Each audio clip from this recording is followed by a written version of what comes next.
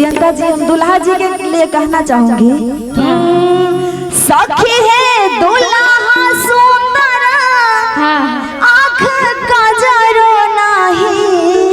अच्छा सखी है दुल्हा सुंदर।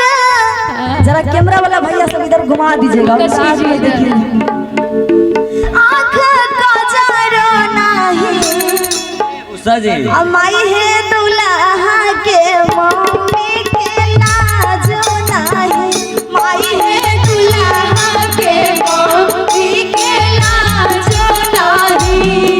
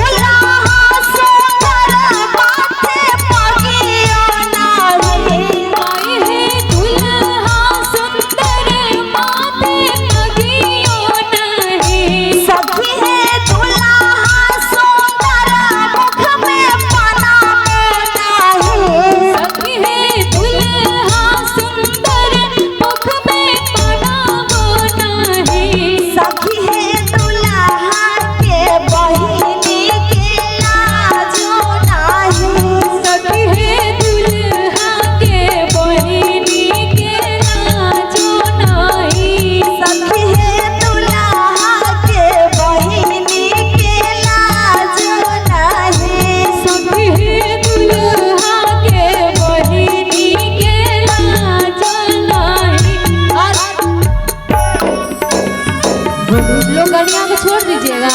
लोकनिया के सखी है लोकनिया छै बूढ़ लेकिन धनिया नहीं। सखी है लोकनिया छी कोई बूढ़ लेकिन धनिया नहीं। सखी है लोकनिया के बहिनी के लाजो नहीं। सखी है लोकनिया के बहिनी के लाजो नहीं।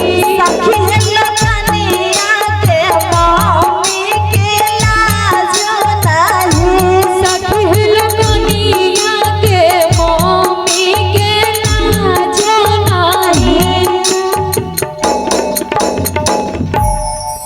दुल्हा साहब अब कहू मन केहन करैया ले फोन करे छै बुझला है या ना देखा तो दोनों मिल के दुल्हा के चासा नहीं को हम दुल्हा के पक्ष में छिए।